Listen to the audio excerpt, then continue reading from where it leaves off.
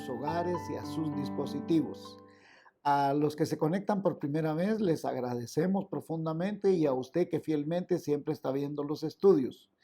Y a todos los hermanos de nuestra Iglesia Bautista Shalom les tengo la noticia siguiente.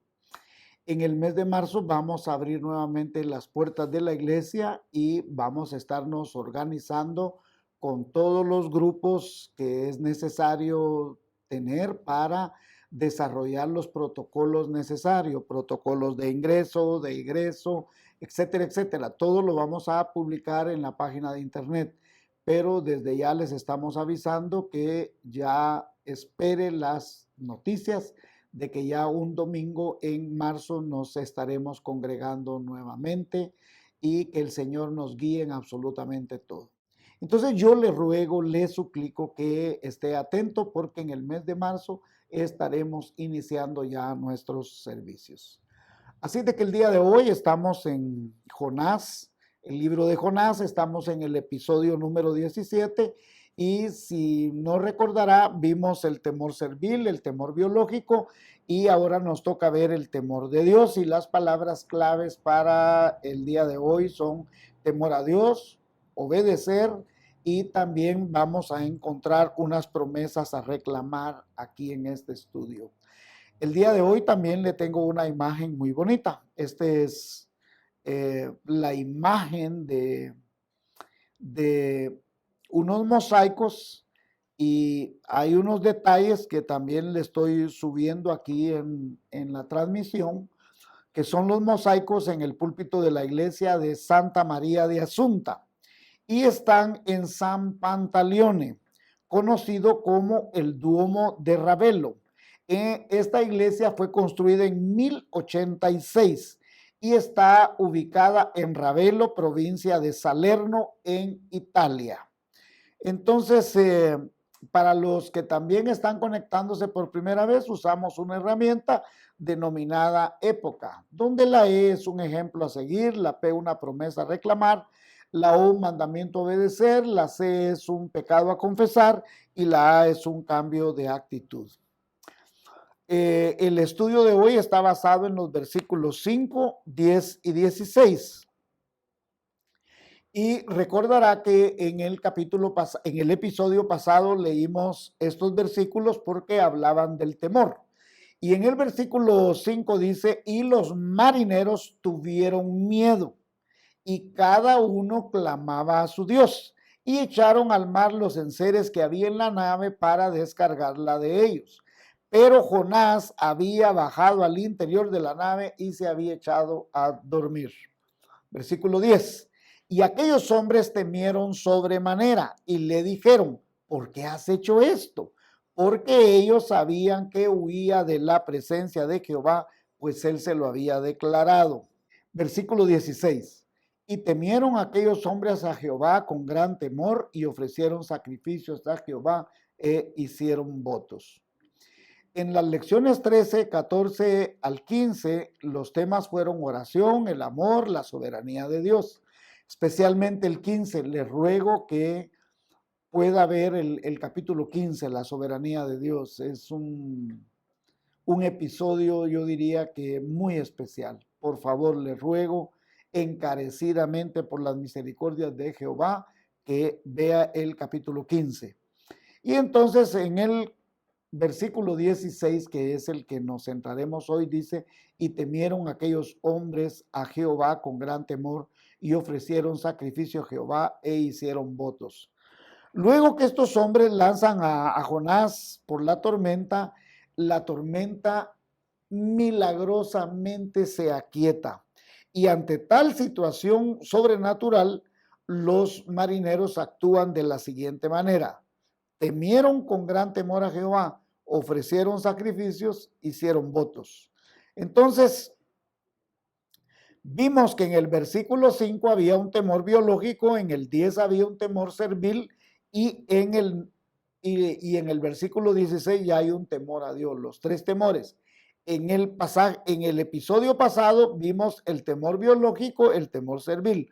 Hoy veremos el temor a Dios, ¿verdad? Entonces los marineros han experimentado en este proceso el temor biológico, el temor servil, y ahora ellos van a experimentar el verdadero temor a Dios. Vimos que el temor biológico es un mecanismo normal y natural para la supervivencia de la persona. También aprendimos que el temor servil es el temor surgido cuando el hombre pierde esa relación con Dios. Y al perder esa relación de padre e hijo o Dios eterno con su hijo, entonces entra en un sentimiento, en una emoción de un Dios que quiere castigar, que quiere eh,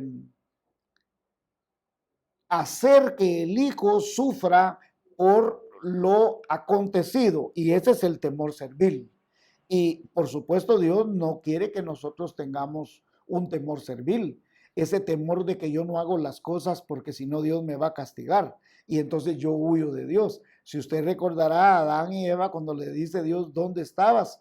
Tuve miedo porque estoy desnudo, le dijo. ¿Por qué? Esa condición él la tuvo después de haber pecado. Y Dios no quiere que usted y yo tengamos un temor servil.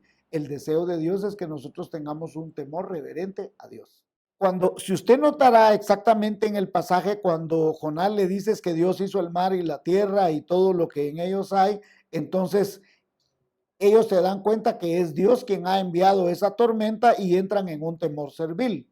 Pero una vez calmada la tormenta, después de los acontecimientos que han habido hasta ahora y que hemos venido viendo paso a paso en todos los episodios, ahora ellos reconocen que Dios tiene la soberanía, el control sobre todo el mar, sobre todo lo que existe, y se dan cuenta que una vez que aquel ya está metido en el mar, se aquieta de manera sobrenatural y entonces tienen un temor reverente, un temor al Dios de los cielos.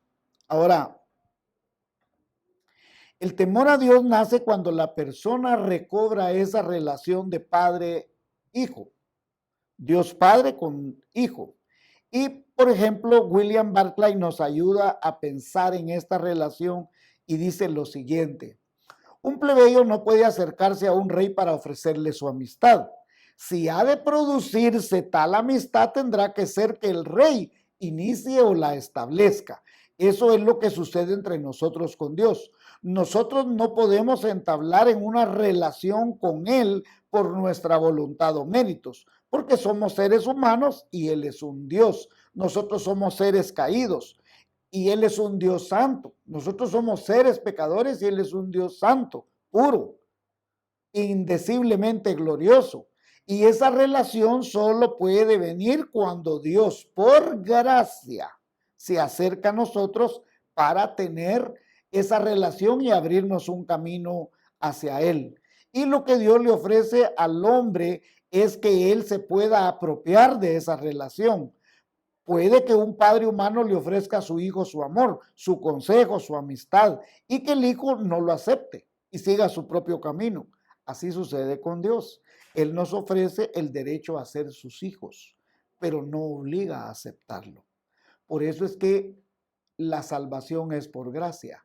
Por eso la relación con Dios es una extensión del amor de Dios hacia nosotros, pero que no es obligatoria.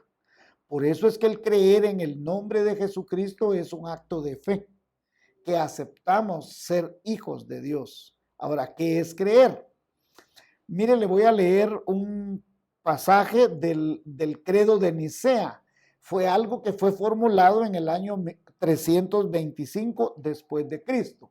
Y este tratado de Nicea o credo de Nicea dice lo siguiente: creo en un solo Señor Jesucristo, Hijo único de Dios, nacido del Padre antes de todos los siglos, Dios de Dios, luz de luz, Dios verdadero de Dios verdadero, engendrado, no creado, de la misma naturaleza que el Padre, por quien todo fue hecho, que por nosotros los hombres y por nuestra salvación bajo el cielo y por obra del Espíritu Santo se encarnó en María, la Virgen, y se hizo hombre por nuestra causa, fue crucificado en tiempos de Poncio Pilato, padeció y fue sepultado, y resucitó al tercer día, según las Escrituras, y subió al cielo y está sentado a la derecha del Padre, y de nuevo vendrá con gloria para juzgar a vivos y muertos,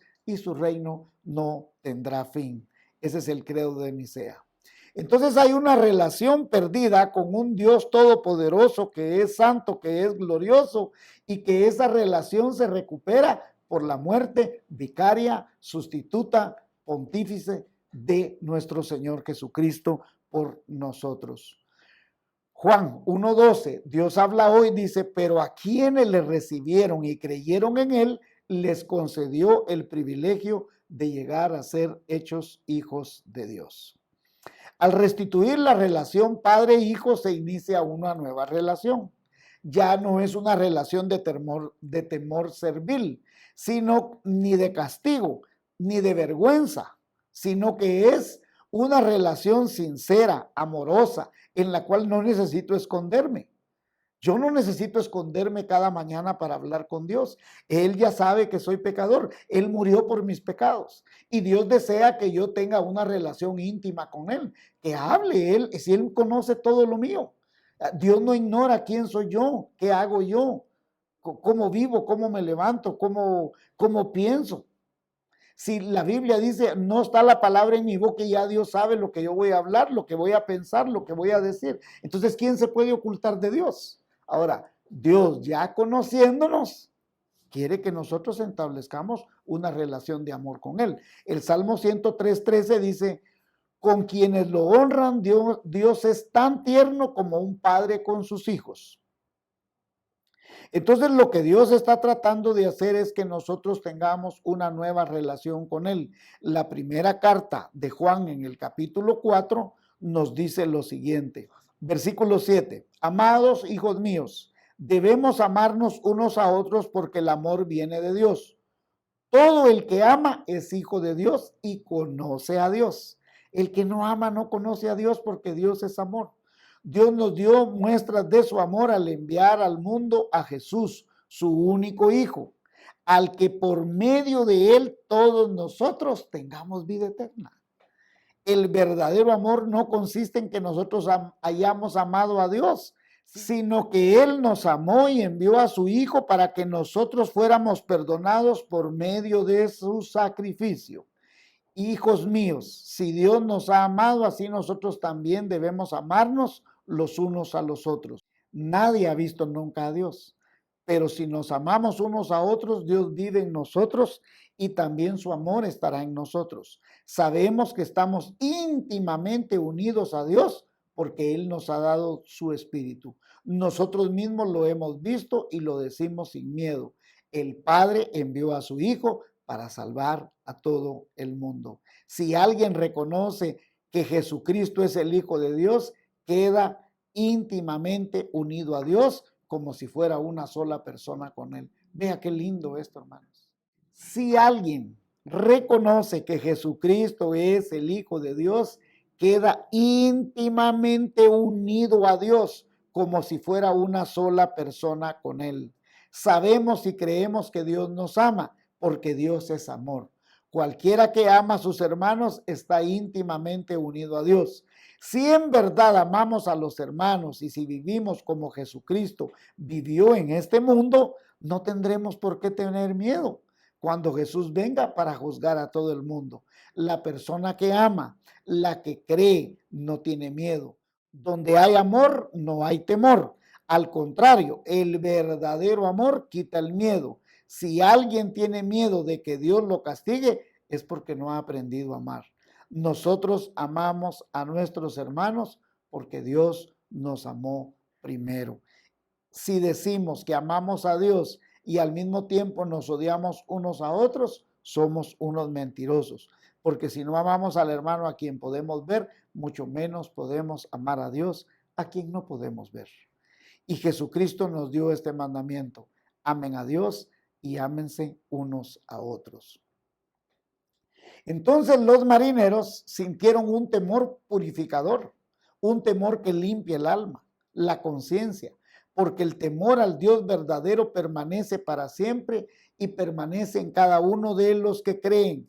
No fue un temor por el castigo, no fue un temor por el peso de la ley que iba a caer sobre ellos. fue un temor reverencial, de respeto, de mayor expresión, de adoración, que los marineros sintieron una vez que hubo quietud y que Dios controló la mar, por su justicia, por su misericordia y a su justa retribución que había manifestado ese Dios glorioso en ese momento por Jonás. En la Biblia, la retribución se refiere al justo pago que recibe la persona por desobedecer. También es la palabra remuneración. Es la bendición por la obediencia y la restauración, que se refiere por causa del perdón en la santificación del creyente. El temor a Dios está relacionado con el amor, con el asombro, con el respeto, con la admiración, con la sumisión hacia Dios, a su voluntad, a su poder, a su soberanía, a su salvación. Surge de un sentimiento de agradecimiento por la salvación, por la vida eterna, por reconocer con humildad que somos seres finitos y que necesitamos del perdón, de la gracia, de la misericordia de un creador bondadoso y que es soberano y que tiene dominio sobre toda la naturaleza.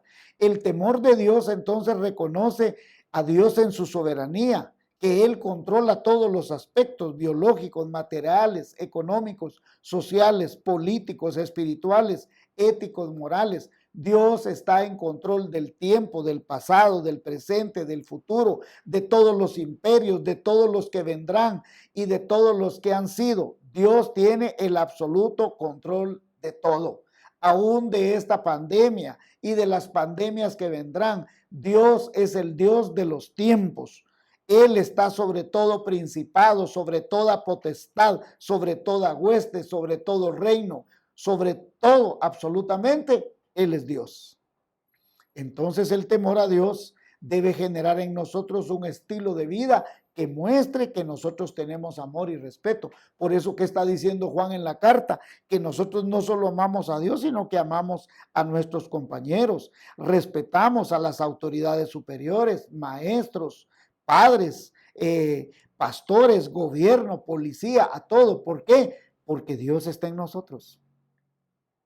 Mire lo que dice Colosenses 3:22.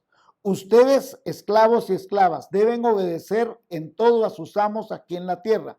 No lo hagan para quedar bien con ellos y solo cuando los estén mirando. Más bien háganlo con sinceridad y por respeto al Señor.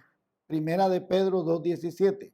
Respeten a todos y amen de manera especial a los miembros de la iglesia.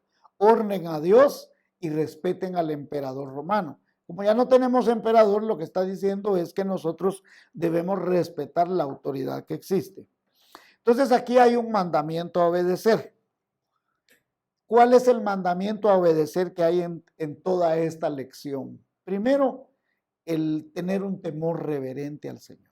Ese es un mandamiento que nosotros deberíamos de tener. Por otro lado, ese temor reverente nos debería de llevar a una obediencia al Señor. Y esa obediencia nos debería llevar a entender la soberanía de Dios, ¿sí? Y por otro lado, también hay un cambio de actitud. Y el cambio de actitud debería estar que el temor nos debería llevar a nosotros a conocer profundamente más a Dios. ¿Y cómo debería ser ese cambio de actitud? Que usted y yo leamos y pasemos más tiempo a solas con Dios. ¿Cómo nosotros podemos apropiarnos de este temor al Señor, de esta actitud a cambiar? Es leyendo la Biblia. Hay varios salmos donde nosotros podemos encontrar sobre el temor. Por ejemplo, el Salmo 34, 11 al 20. Se lo voy a poner aquí en un recuadrito para que usted lo pueda leer. Salmo 111, 10. Proverbios 1, 7. Proverbios 8, 13. Proverbios 19, 23. Proverbios 14, 26 nos va a hablar del temor servil. Proverbios 14, 27 siempre nos va a hablar del temor. Ahora bien, la Biblia siempre, sin lugar a dudas, nos va a guiar a que nosotros tengamos un temor reverente a Dios y una obediencia sincera, amorosa, a un Dios de amor. Por eso es que Romanos 1, 28 al 32, nuevamente su énfasis va a ser el temor. Y también nos va a hablar que hay un tipo de personas que no tiene temor por nada. Ahí mismo en Romanos capítulo 1 de los versículos 28 al 32. También Romanos capítulo 3 de los versículos 10 al 18, donde va a mostrar que nadie es justo y que por causa del pecado nosotros estamos de alguna manera contaminados. Ese pecado nos contaminó, nos contagió. Y nosotros, así como la gente ahorita, mire, la gente tiene esperanza en la vacuna. La única esperanza que hay en este mundo caído para el pecado se llama Jesucristo. Jesucristo es el antídoto de todo pecado, de toda maldad, de toda soberbia, de todo orgullo. Entonces nosotros tenemos que aprender a temer a Dios, porque el que teme a Dios lo ama, le sirve, trata de conocer más de Él y sobre todo le obedece. Entonces cuando usted y yo tenemos un temor hacia Dios, tenemos metas diferentes. Mire, Primera de Juan 2:4 dice, el que dice que es amigo de Dios debe vivir como vivió Jesús. O sea, usted y yo realmente somos temerosos de Dios, vivamos como Jesús vivió. Y un ejemplo a seguir que podemos encontrar en todo esto es que nosotros, Jonás obviamente, en su soberbia, en su orgullo, recuerda que aprendimos que según él podía hacer lo que se le daba la gana y que él podía huir. Y él, en hebreo zacapaneco, se encarama en el barco, se va él, pero Dios tiene el control. Tiene el control de la tormenta, tiene el control de absolutamente todo. ¿Y qué hace el pobre Jonás? ¿A dónde fue a parar? Fue a parar al fondo del mar. ¿Qué necesidad tiene usted y yo de que tengamos que ir a parar al fondo del mar? ¿Por qué usted y yo tenemos que sufrir lo que sufrió Jonás? Cuando que procuremos, fíjese que la Biblia ni siquiera le exige que usted sea al 100%. Dios es tan misericordioso, dice que cuando procurares poner por obra los mandamientos que yo te prescribo hoy para que guardes y cumples, Jehová tu Dios te bendecirá sobre la tierra. Bendito serás en tu entrar, bendito serás en tu salir, bendita será tu canasta de amasar. Tus enemigos huirán delante de ti, por un camino saldrán contra ti, por 7 caminos huirán delante de ti. Dios bendecirá en todo aquello que pongas tu mano. Y tú, dice, prestarás y no pedirás prestado. Todo eso está en Deuteronomio 28. ¿Cuándo? Cuando procurares poner por obra los mandamientos que yo te prescribo hoy para que guardes y cumplas. ¿Qué es lo que nosotros debemos hacer? Debemos cumplir, ser obedientes con Dios. Debemos de cambiar nuestra manera de ser, cambiar nuestras actitudes, aprender a ser más obedientes, a buscar el corazón de Dios, a buscar las cosas de Dios, ¿verdad? Y por otro lado también vamos a encontrar aquí una promesa a reclamar. ¿Y cuál es la promesa a reclamar que encontramos aquí? Bueno, encontramos una promesa de vida eterna. Los marineros ya estaban muertos. Estaban muertos, tanto Jonás como ellos. Cuando se dan cuenta, ya habían clamado a sus dioses. Hicieron el mejor esfuerzo por sí mismo de salvarse. Entonces, ¿qué nos muestra el libro de Jonás? Un libro que nosotros decimos, ay, pero Jonás, ¿de dónde puede salir tanta enseñanza en Jonás? Creo que Dios tiene una fuente inagotable en el libro de Jonás para enseñarnos que por más que ellos hicieron el esfuerzo por salvarse, no pueden, y es lo que Dios nos quiere enseñar. Usted puede hacer lo que quiera en este mundo, que no se va a poder salvar. Sus méritos, sus buenas obras, todo lo que usted haga, no lo va a poder salvar. La única forma que Dios acepta como válido es por fe en el sacrificio, en la sangre bendita de Jesucristo. Que todos los caminos llegan a Dios. Dios demuestra que ellos clamaron cada uno a su Dios. Si esos dioses hubieran tenido poder, hubieran calmado el mar, pero ninguno pudo. Hasta que Jehová intervino, el mar se calmó. Así de que cualquier tormenta de la vida, usted tiene que entender que la promesa, reclamar cuál es, solo en Cristo hay vida eterna. Por cuanto todos pecaron, todos están destituidos de la gloria de Dios. Mas Dios muestra su amor para con nosotros en que siendo pecadores, Cristo murió por nosotros. Dios demuestra un amor tan maravilloso por nosotros en que siendo pecadores, Cristo murió por nosotros. ¿Y qué dice Isaías? Dios cargó el pecado que estaba en nosotros en Cristo Jesús para que nosotros no fuésemos juzgados. Aquí hay una promesa a reclamar y Dios nos dice que Él puede perdonar nuestros pecados. ¿Y dónde está? En el temor a Dios. Le voy a dejar más pasajes aquí sobre el temor que hay en toda la Biblia, para que usted tenga el tiempo de leerlos, ¿verdad? Y cómo el temor a Dios también le trae protección a su vida. Le voy a dejar unos salmos. También le voy a dejar cómo el temor a Dios, Dios responde sus oraciones. Porque una vez que ellos temieron a Dios, Dios contestó y dice que porque cuando ellos entienden la soberanía de Dios, porque tú has hecho como has querido, dicen los marineros. O sea, comprenden que Dios es soberano, tú has hecho como tú has querido. Y como el temor a Dios, también una de las promesas más maravillosas es que le alarga la vida y le da salud a usted. Tenga temor a Dios, no a las circunstancias, no a las cosas que están pasando. Entonces, ¿cómo podemos resumir el temor de Dios? Se lo voy a resumir en 2 versículos. Dice Deuteronomio 10, versículos 12 a 13. ¿Qué espera Dios de ustedes? Simplemente que lo respeten y obedezcan. Y en hebreo, aquí en realidad lo que dice es que le teman. Eso es lo que dice la palabra en hebreo. ¿Qué espera Dios de ustedes? Simplemente que le respeten y le obedezcan. Pero en hebreo dice que le teman y que lo amen y le adoren con todo su ser. Entonces Dios espera que usted obedezca todos sus mandamientos para que le vaya bien. Deuteronomio 10, 12 al 13. Esta es traducción latinoamericana. Usted puede leerla en otras versiones. ¿Cómo podemos concluir el día de hoy? El temor a Dios es vital en toda la historia de la Biblia y en toda la historia de la humanidad. Pero no debe ser un temor biológico ni debe ser un temor servil, que usted y yo tengamos un comportamiento de que no hacemos las cosas con tal de que Dios no me castigue. Mire, hace muchos años escuché a un pastor bautista de una iglesia enorme decir: yo sé que aquí en mi iglesia hay mucha gente que no peca porque no tiene el dinero para pecar.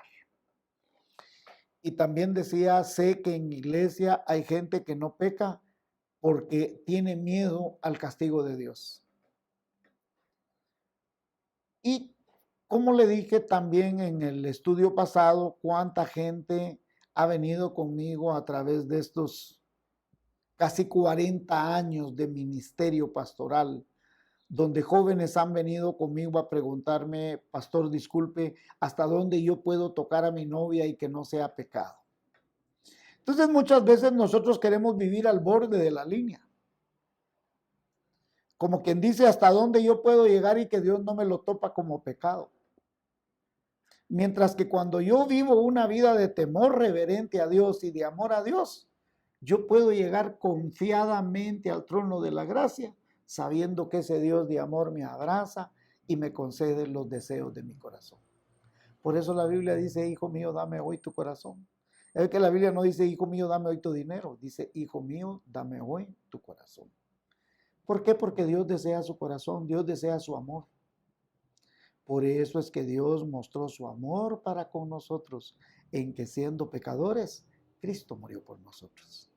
Y Dios desea eso de usted: un amor y un temor reverente para gloria del Padre, del Hijo y del Espíritu Santo.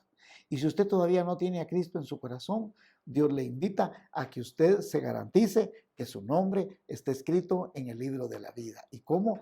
Reconociendo que usted le ha fallado, pero que Él, con toda su gracia, con toda su misericordia, lo cubre con su sangre bendita.